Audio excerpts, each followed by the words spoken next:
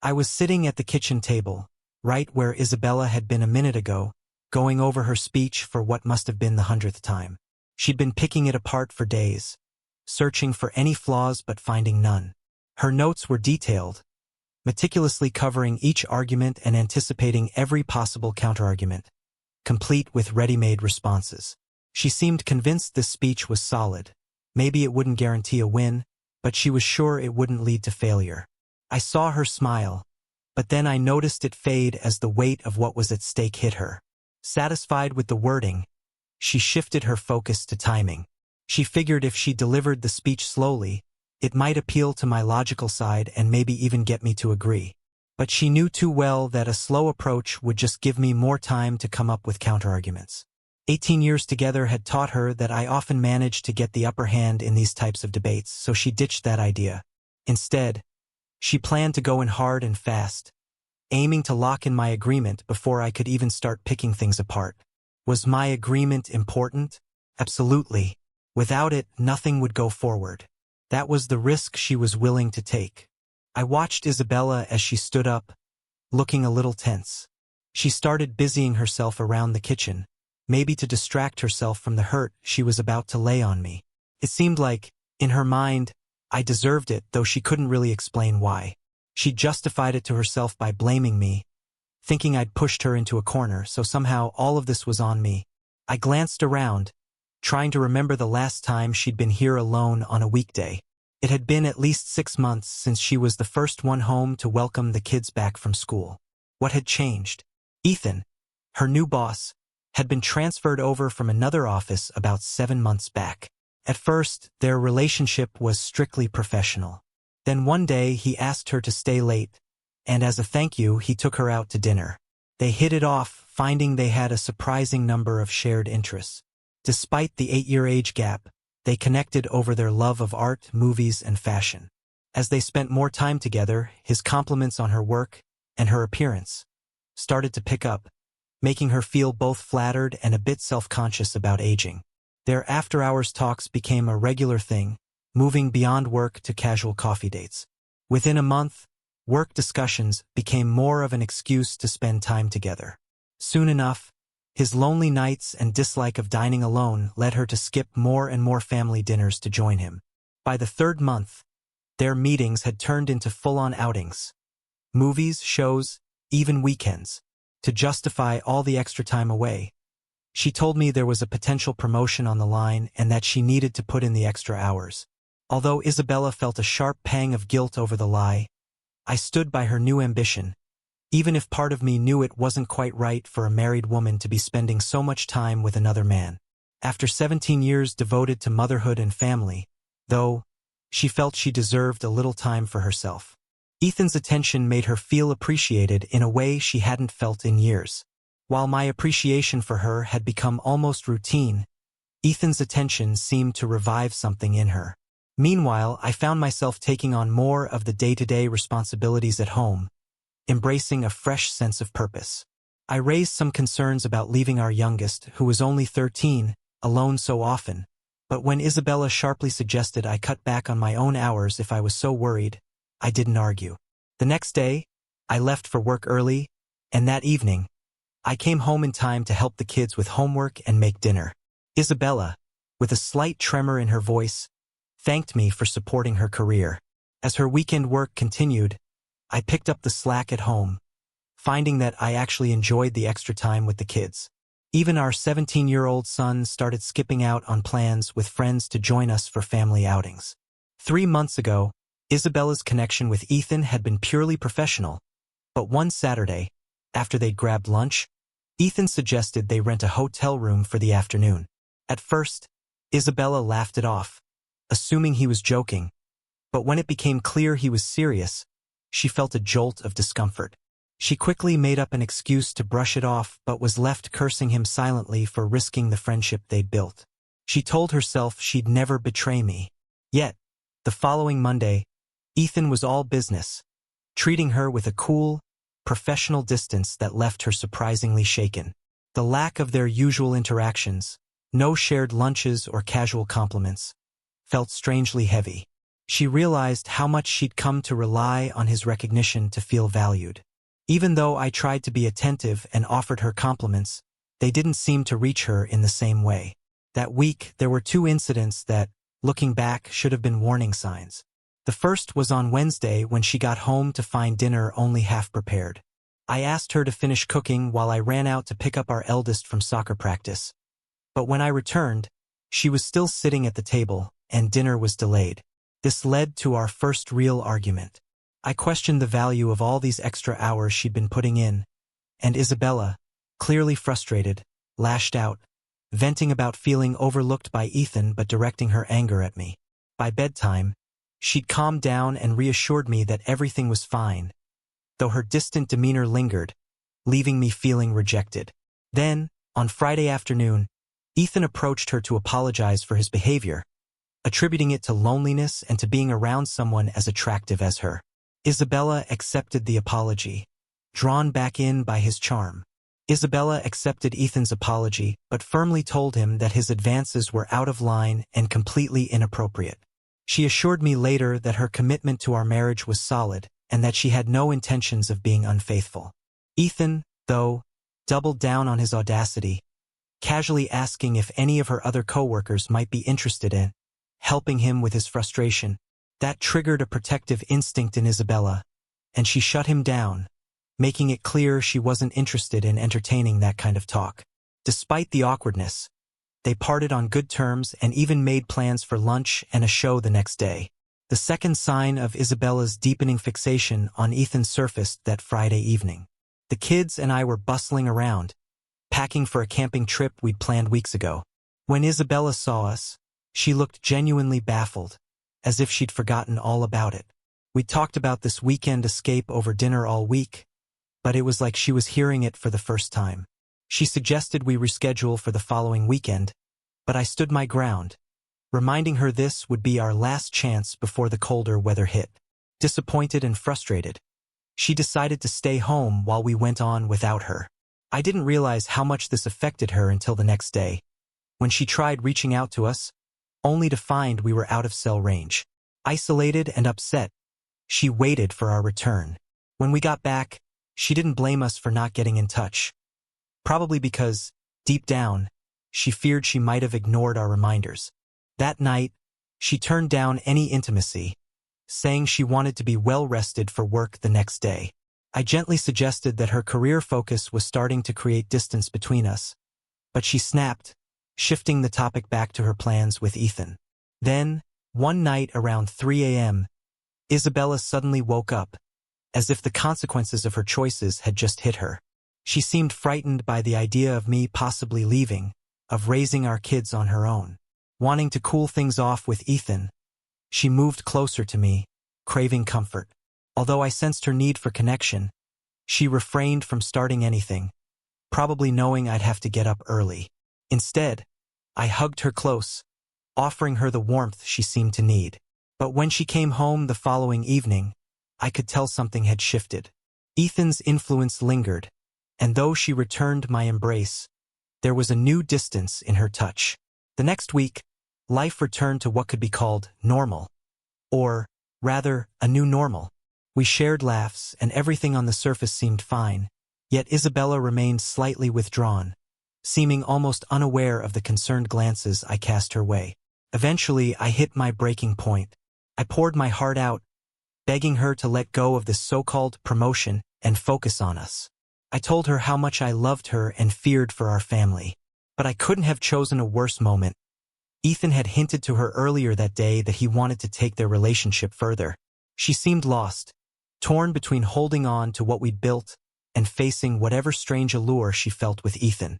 Between Ethan's endless compliments and my heartfelt plea, Isabella was caught in an uncomfortable bind. Deep down, I knew if she had to choose, I'd be the one she'd stay with. But she seemed determined to avoid reaching that crossroads.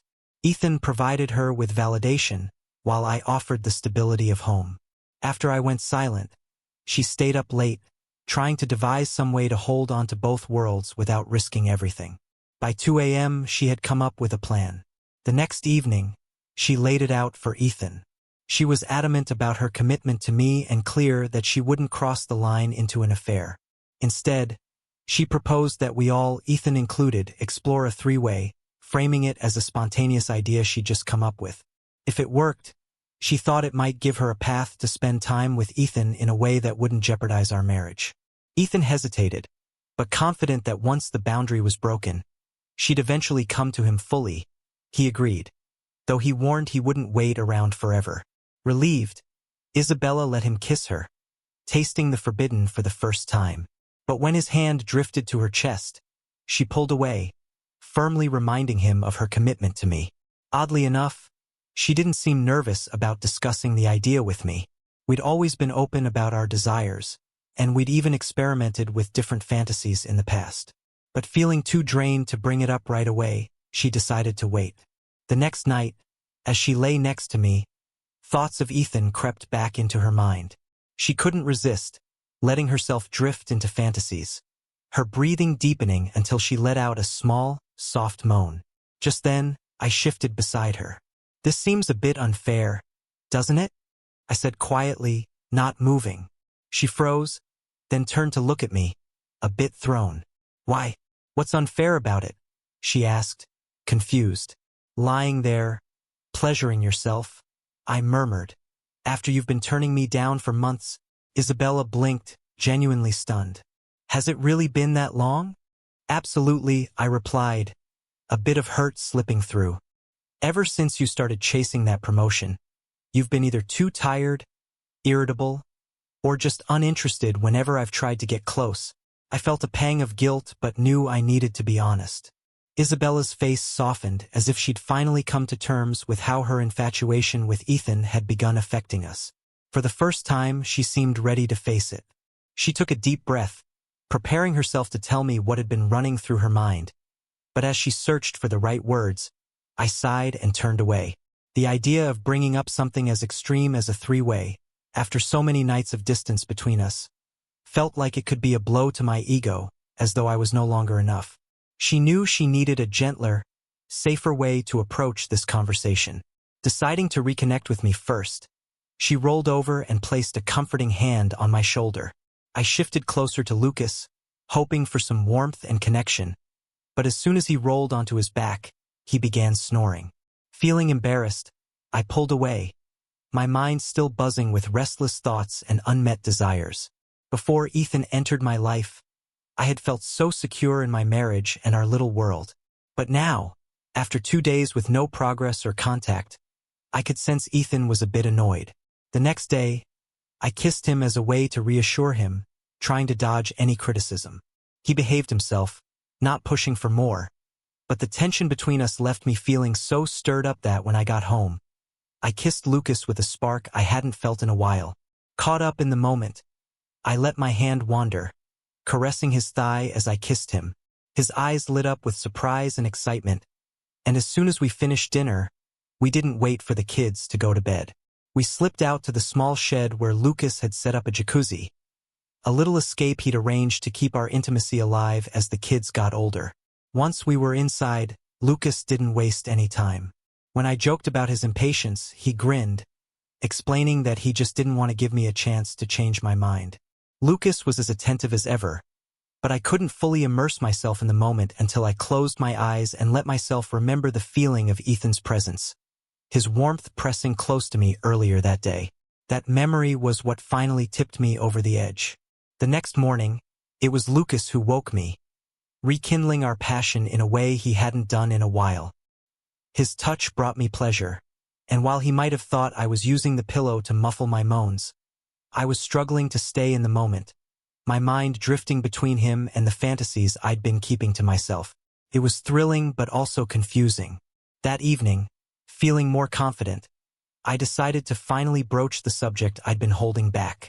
After giving Lucas some well-deserved praise for his performance, I cautiously mentioned that things had become a bit routine and hinted that I'd been curious about the idea of bringing someone else into the mix, like a three-way. Lucas, ever open-minded, suggested we could role-play the idea instead.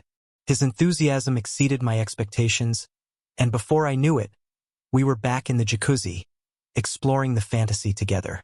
Each time we finished, We'd collapse onto the mattress, exhausted but closer than we had been in months. The revived spark with Lucas nearly made me forget about the whole plan with Ethan. But after about a week and a half of this new rhythm, Ethan grew restless. His compliments began to taper off, and I found myself needing to give him small gestures of affection. Kisses, touches, just to keep his interest alive. Eventually, even that wasn't enough, and I could sense him slipping away again. Then, 2 days after an intense evening in our jacuzzi, I felt ready to bring up the real conversation I'd been mulling over for weeks. Gathering my courage, I planned to discuss with Lucas what I wanted for us moving forward and maybe even introduce the idea of something more adventurous. But before I could say a word, Lucas spoke up. "Sweetheart, these past few weeks have been amazing," he began, his face lighting up. I found it incredibly exciting, imagining we're inviting someone else into our moments. "Do you see this as part of our role play?" I stared at him, stunned, realizing that we'd had a serious misunderstanding. And now, I wasn't sure how to get us back on the same page. Lucas seemed shocked. "Wait, you're talking about a three-way with another man?" I nodded, feeling the tension in the room. "Yeah, I thought this was clear." He looked taken aback, clearly not expecting that. "I thought you meant bringing in another woman. That's really what I thought you were getting at." Realizing our crossed wires, I took a deep breath. No, my thoughts were on a different direction. I was thinking another man. Lucas paused, his expression shifting as he processed it. "I don't know how I feel about that. Honestly, I don't think it would go well for us. I thought we were on the same page with the idea of another woman." I hesitated but decided to push a little. "What if it's something I feel strongly about?" Lucas looked at me thoughtfully. "I'd have to think it over. The only way I'd consider it is if, down the line, we could explore the idea of including a woman, too." That didn't sit right with me. "I don't like the idea of you with another woman," I said quietly. He gave me a long look before finally saying, "Then let's just drop it. No other guy either. It's off the table."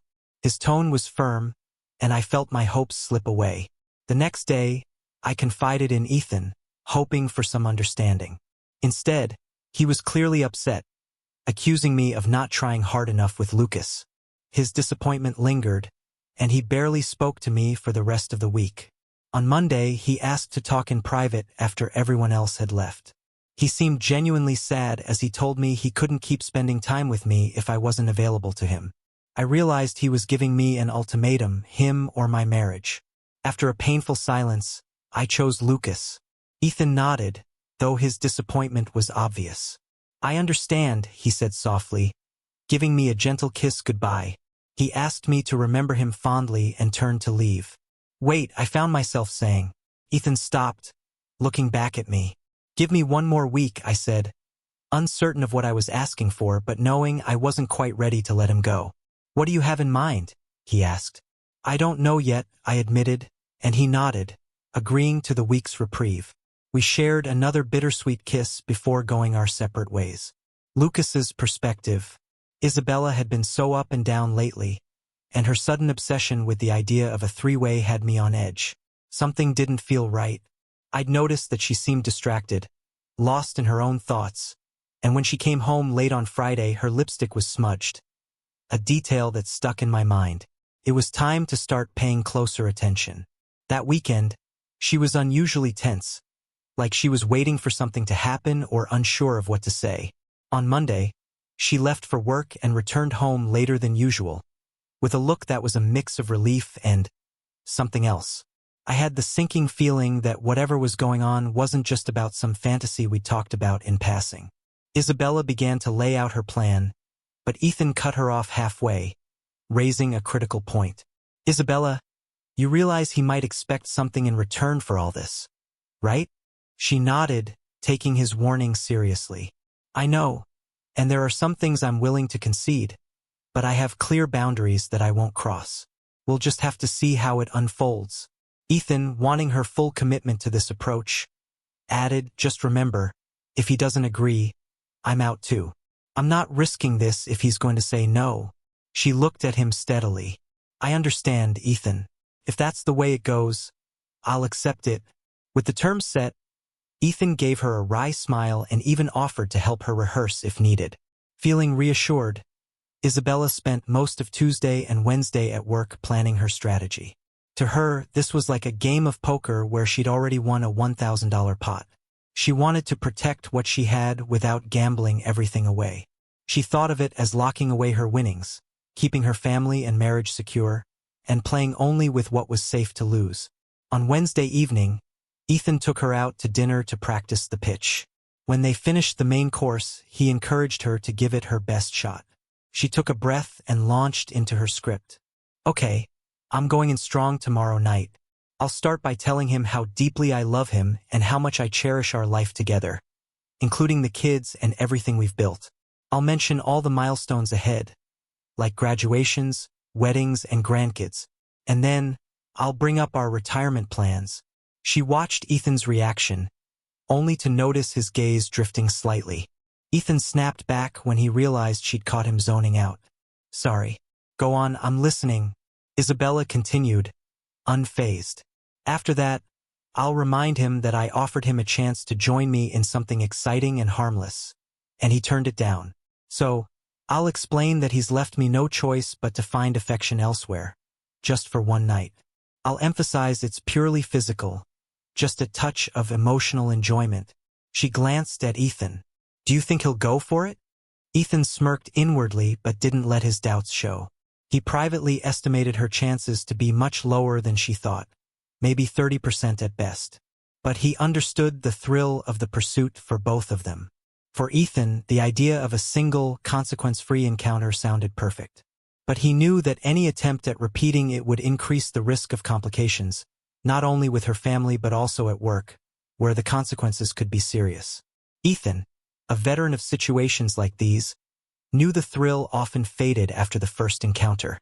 By guiding Isabella through her plan, he figured he might get an extra taste of excitement without the added risks. To him, this was the perfect balance. Enough thrill without pushing boundaries too far. Casually, he mentioned that, if he were in her husband's shoes, he might have suggested an open relationship.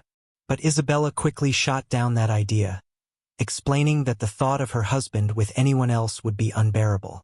If he ever proposed it, she'd rather end the marriage than agree to share. Ethan suggested she could protect herself from any unwanted moves by subtly reminding Lucas of the stakes, even hinting at divorce if he didn't respect her needs. Isabella dismissed the idea. Even as a bluff, that kind of threat wasn't her style. Ethan, seeing her hesitation, held her hands, looking directly into her eyes. "You deserve happiness, Isabella. You've spent years putting your family first. Don't you think it's time you got something back?" His words lingered, and she began to wonder if maybe he had a point. Still, she knew it all depended on Lucas's reaction. If he wasn't on board, she'd back out immediately. Ethan reassured her, framing it as a win-win situation. But deep down, he doubted the likelihood of everything going as smoothly as she hoped. As they waited for dessert, Isabella jotted down notes to refine her plan, building her confidence for the big conversation. After dinner, Ethan walked her to her car, their parting kiss tinged with the tension of what lay ahead. When he gently held her, she didn't pull away, instead leaning closer, feeling his excitement through his clothes. For a moment, he considered escalating things right then and there, but he held back, keeping things playful. "All right, love," he murmured with a grin. "I'll book a room for Friday night. Unless you'd rather we go to your place? I've never seen it," he added, a spark of curiosity in his eyes. Isabella laughed, shaking her head. "No chance. The walls are way too thin, and trust me, you'd be making too much noise." With her heart pounding, Isabella finally returned home, more distracted than usual. As the house quieted down and everyone else went to bed, she found herself alone, her thoughts racing. The next morning, she woke up just in time to see the kids off. Reminding them that Lucas's parents were picking them up for a sleepover, she made sure they had everything packed, her mind already drifting to the day ahead. Isabella had arranged the day off to prepare and called Ethan several times, using his encouragement to bolster her resolve. She knew her biggest challenge would be keeping her nerves under control, especially since lying didn't come naturally to her. Standing in front of the mirror, she practiced her lines, repeating no in different tones, readying herself for the conversations and the choices that awaited her. Lucas's question cut through her prepared speech like a knife. Did you already have someone in mind? She'd planned to tell him she intended to go out and let herself be swept off her feet, hoping it would keep things vague enough to avoid uncomfortable questions. She told herself that staying calm, cool, and collected was the key to pulling this off. But now, as she sat alone at the kitchen table, waiting for him to come home, her heart raced despite her attempts at steadying herself with a few glasses of wine. She repeated her silent mantra, "Stay firm, Isabella. You deserve this." When Lucas walked in at 5:30 p.m., later than usual, he took in the nearly empty bottle on the table, his eyes narrowing. Isabella rarely drank more than one glass, so he immediately sensed something was up. This wasn't a celebration. Felt like something much heavier.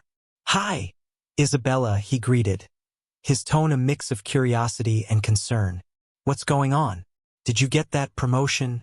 She took a deep breath. "We're not celebrating, Lucas. Not yet. Please sit down. We need to talk."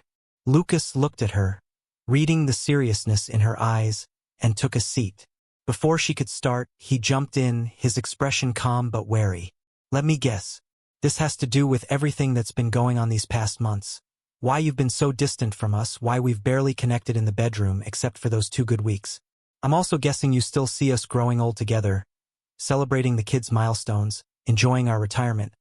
But because I didn't agree to your idea of a 3-way, you're planning to sleep with someone else. So, is it happening tonight or tomorrow?" His words struck her, nearly derailing her entirely. Somehow, he'd guessed her entire plan before she'd even said a word. Desperately trying to keep to her rehearsed lines, she stammered, I deserve this, Lucas. It would just be physical, nothing serious, just a bit of fun to spice things up." As she tried to stick to the script she'd practiced with Ethan, she felt herself faltering. Seeing the growing storm in Lucas's eyes, she went off script, stumbling through a warning about how any infidelity on his part would mean divorce, and that he'd risk losing time with the kids along with potential financial fallout. But as the words left her mouth, she realized how hollow they sounded, and mid-sentence, she saw something change in Lucas's face. It wasn't guilt. It wasn't resignation. His expression was intense and unreadable, with a storm brewing behind his eyes that made her heart pound. There was something she hadn't anticipated. He wasn't backing down. "Who is it?" he asked, his voice quiet but firm. "I want a name." Caught off guard, Isabella froze, unsure of how to respond. She hadn't expected this level of confrontation, and for a moment, she was completely lost for words, her carefully rehearsed plan unraveling before her eyes. Before she could bring herself to reveal Ethan's name, Isabella tried insisting that he wasn't the kind of person to push her into infidelity. But Lucas wasn't buying it. He pressed harder, his questions becoming more direct, accusing her of sneaking around with Ethan behind his back. Citing her recent behavior, the late nights, and her strange detachment from the family, he painted a picture that left her shaken. Isabella tried to defend herself, explaining that her time with Ethan had been innocent. Just conversations, dinners, nothing more. But Lucas remained skeptical, bringing up a night she'd come home looking disheveled, implying that it was more than just dinner. Feeling the tension reach a breaking point, Isabella raised her voice, insisting that nothing physical had happened beyond some kisses, and that she'd never betray their marriage in that way. Lucas's face, however, remained set, and she watched as he put his hands over his face, clearly overwhelmed.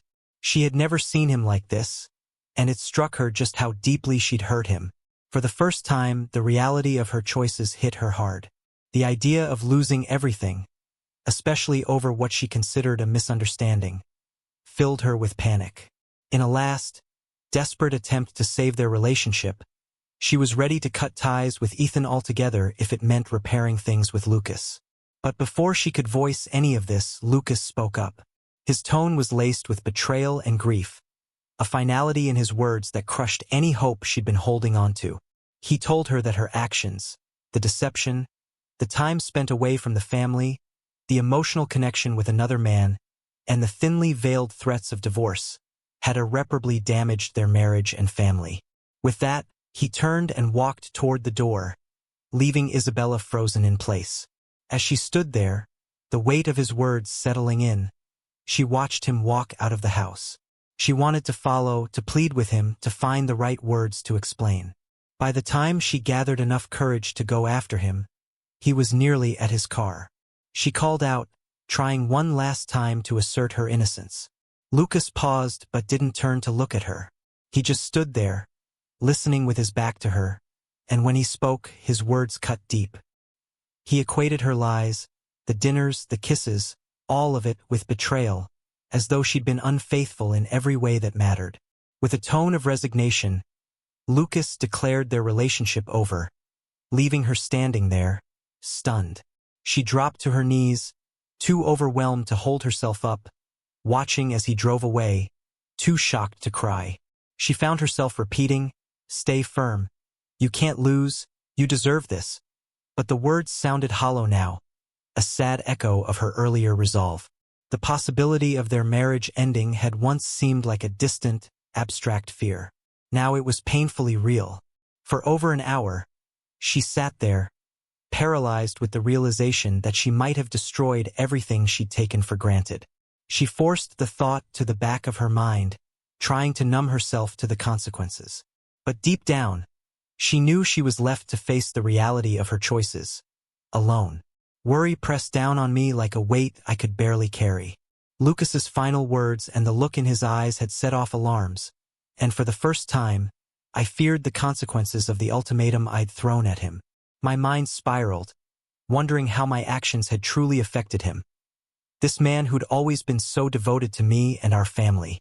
I dreaded that he might do something drastic. In a divorce, he'd likely face limited custody and would stand to lose a significant portion of his assets. I'd heard stories of fathers who'd struggled to see their kids after a split, aided by courts that often leaned in the mother's favor. Would he consider hurting himself? The thought sent a jolt of panic through me. I called his cell over and over, but there was no answer. My hands shaking, I called his parents, hoping he might have gone there.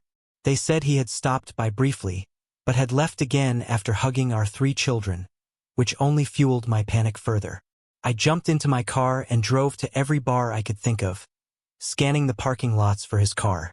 My mind was in such a fog that I didn't realize I was running out of gas until my car sputtered to a stop. Defeated, I called my dad, who quickly came to pick me up. As he drove me home, the worry gnawed at me. Finally, the words spilled out, and I confessed to my parents that Lucas had left me. My mother's eyes filled with pain, and my father's tense expression said everything about his feelings toward Lucas. Trying to help, my mom suggested it might be best for me to go home and rest. Back at the house, I collapsed on the couch, exhaustion and worry overwhelming me. I fell asleep in the early hours of the morning, but nightmares jolted me awake at 7 a.m. disoriented. I immediately reached for my phone, praying for a message from Lucas, but there was nothing. I tried calling him again, but his phone went straight to voicemail, as if it had been switched off. His charger lay next to mine on the kitchen counter, a haunting reminder that he hadn't planned to be unreachable. I called his workplace, but he hadn't shown up, and my desperation grew. When I contacted the police to report his disappearance, they told me there was little they could do at that point. By 8 a.m., I was frantically reaching out to every friend I could think of, hoping someone had seen him, but no one had. I spent the day driving aimlessly to every spot he might go, returning home every couple of hours to check if his car had appeared in the driveway. But each time, the driveway remained empty, his phone unreachable. In the midst of this turmoil, a message came through from Ethan. "Hi, room 707, 6 p.m. The words sent a chill down my spine, but I pushed aside any reaction, numb to anything that wasn't about finding Lucas. Later, Lucas's parents called again, still unaware of where he was, and I asked them to look after the kids a bit longer. Back home, the sorrow finally overcame me, and I collapsed on the couch once more, drifting into a fitful sleep. When I awoke at 3:30 a.m., it was as though a wave of despair had washed over me. I tried to conjure up Lucas's face, but it felt as if he were slipping away from my memory, leaving only a haunting void. An irrational certainty that he was gone crept in, threatening to break me. Dread clawed at me as I returned to my car, hoping I'd missed something. My phone lay on the passenger seat, and there was one new message from my eldest. Around 6 in the morning, I noticed another message from Ethan and played it back absently, but my heart wasn't in it. My child's message from earlier had been the only one I listened to fully, her voice full of longing for her mother. The rest I ignored. By 10 a.m., worry for Lucas consumed me. Desperation pushed me to start searching potential local sites where he might have gone if he were feeling hopeless. Bridges, ravines, secluded parking areas. Each location turned up nothing, only deepening my dread. I called Lucas's parents again, but they still had no news. I reached out to his friends once more, dialing every familiar number. When I contacted his oldest friend, a former boss of Lucas's, I sensed he was holding something back, giving vague answers that didn't sit right. Feeling uneasy, I decided to find his address and drive by his house to check for any sign of Lucas's car. After driving to a quiet, upscale neighborhood, I found the house but saw nothing. As I pulled away, my attention snagged on a familiar car parked a few houses down. A Lexus, distinctly marked. It was Ethan's car, parked outside another lavish residence, surrounded by other vehicles as if for a gathering. It was then that I felt an unexpected urge to find comfort with Ethan, someone who'd been both a friend and confidant. I parked, took a deep breath, and approached the front door. Laughter and quiet conversation drifted through the walls, suggesting a casual gathering. Next to the door was a security panel with a keypad and intercom. I hesitated, but then pressed the button. A moment later, I was greeted by Mr. Sterling, the general manager of the company where Ethan and I worked. Recognizing me, he invited me inside, but aware of my disheveled state, I opted to wait by the door. He nodded understandingly and went to get Ethan. A few minutes later, Ethan came out to meet me. He glanced around to ensure no one was watching before pulling me into a tight embrace. My emotions overflowed, and I found myself seeking comfort in his arms. Ethan kissed me, and I leaned into him, letting myself feel a moment's relief in his embrace. Ethan pulled back slightly, looking concerned. "What happened last night?" he asked, his voice full of urgency. With a shaky breath, I explained. I told him about my argument with Lucas, how he had accused me of infidelity and seemed to know more than I'd anticipated. My voice trembled as I admitted my growing fear that Lucas had done something drastic, his disappearance leaving me in a spiral of worry. Suddenly, our intense moment was broken by the sound of an angry voice. A woman stormed into view, her face flushed with fury. She turned her gaze on Ethan, her voice full of accusation as she berated him for betraying her. From her words, it was clear she had found out about us, and she was furious. Shocked, I realized this was Ethan's wife, and that their relationship had apparently weathered similar issues before. Acting on instinct, I stepped in, positioning myself between them to keep things from getting physical. Unfortunately, my presence only seemed to escalate her anger. She turned on me, seeing me as an easy target, and in a sudden burst of rage, delivered a powerful backhand that sent me crashing against the wall. The impact caused me to accidentally press the intercom button, and I let out a sharp cry of pain as I slumped to the ground, dazed. The scene erupted into chaos. Ethan's wife continued her tirade, her focus now turning back to him with even greater fury. Just then, Mr. Sterling reappeared, his face grave as he stepped in to restore order. With a firm but gentle hand, he restrained Ethan's wife, guiding her away and chastising her for the outburst. After addressing the immediate situation, he looked at Ethan and me with a mixture of disappointment and frustration. The gravity of what had just happened left me shaken to the core. Ethan's boss, Mr. Sterling, had instructed both of us to meet in his office on Monday at 9 a.m. to discuss the situation. After guiding Ethan's wife back inside, Mr. Sterling left Ethan looking visibly shaken. Without a word, Ethan rushed to his car and drove off, leaving me alone, stunned and reeling from the chaos that had unfolded. I somehow managed to compose myself and drive home. Overwhelmed and desperate for support, I called my mom, who convinced my dad to come pick me up and take me back to their house. I spent the night in tears, sleeping in fits and starts, only to wake up the next day and break down all over again. By Monday, I could barely process what had happened, but I knew I'd have to face the consequences at work. At the office, Mr. Sterling met with HR to discuss the incident. They couldn't take any action until they'd heard my side of the story and decided to wait for Ethan's wife to determine what she wanted to do. Mr. Sterling was aware that Ethan's wife had taken the kids and gone to her mother's, and they'd decided to give me until the end of the following day to contact them before considering my contract. The HR manager questioned if they believed Ethan's claim that we hadn't crossed the line physically, to which Mr. Sterling admitted that, regardless, the situation was still a serious breach of trust. By Monday evening, I managed to gather myself enough to check on the kids. I called my in-laws, feeling fragile but determined. I thought I might be able to see the kids, though I dreaded facing Lucas's parents, certain they'd hold me responsible for his disappearance. I was prepared to ask them to drop the children off at home, hoping to avoid direct confrontation. But when Lucas's mother picked up, her tone was cold, and she informed me that the children had refused to see me, even threatening to call the police if I showed up. Before I could respond, she abruptly hung up. In shock, I found myself sinking to the kitchen floor, my mind blank with grief. Hours slipped by, and I barely noticed as I lay there, too numb to move. When I finally regained my senses, it was dusk. Stiff and sore, I realized I'd wet myself. Disoriented, I forced myself to take a long shower, the sensation grounding me a bit. I checked my phone and saw it was 6 p.m. on Tuesday. I'd been lying there, lost, for almost an entire day. Despite feeling a newfound determination to reclaim some control, the possibility that Lucas might be gone for good loomed over me, threatening to unravel what little strength I had left.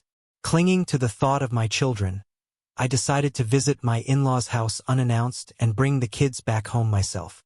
When I arrived, I was surprised to see my parents' car parked in front. As I got out, they emerged from the house, quickly moving toward me. I resisted, demanding to see my children, but my parents guided me back to my car, insisting I leave. The tension in their faces told me they knew more than they were letting on, and in that moment, I realized just how far things had spiraled beyond my control. When I demanded to see my children, my father informed me that they weren't at my in-laws' house and told me to follow him and my mother home. Reluctantly, I agreed, feeling an ominous weight settle over me. Back at my parents' house, I pressed them about my children's whereabouts. My father, in an attempt to reassure me, finally told me that Lucas was alive and had the kids. They had spoken with him, he said, though he seemed hesitant to give more details. When I asked where Lucas was, my parents exchanged uncomfortable glances. After a pause, they admitted that Lucas had taken the kids to visit an old friend, Adeline Harper, a familiar name that instantly filled me with dread. Years ago, Lucas and Adeline had dated seriously until she left town for college. I knew she'd recently gone through a divorce, which only fueled my anxiety. The idea that Lucas would reconnect with her now, of all times, felt like a blow. Seeing my reaction, my mother didn't hold back. Her face was stern, her tone laced with disappointment as she spoke. She sided with Lucas's perspective, firmly asserting that he felt deeply betrayed, and she didn't blame him. She explained that when Lucas had encountered Adeline, she'd been shocked by his emotional state. Adeline had taken him in and offered support, and Lucas had since taken our kids to meet her and her children, as though gauging if they might get along. Outraged, I insisted that Lucas owed me another chance. But my father interjected, sharing Lucas's view, that my betrayal wasn't only about physical infidelity, but about the layers of deceit and emotional betrayal I'd created. He pointed to details Lucas had noticed, the smeared lipstick, the excuses, and the notes he'd found that suggested a plan to manipulate him. I tried to defend myself, saying I hadn't meant to threaten Lucas or make him feel trapped. But the disappointment in my father's voice was unmistakable. He told me plainly that my actions had hurt Lucas deeply, along with the entire family.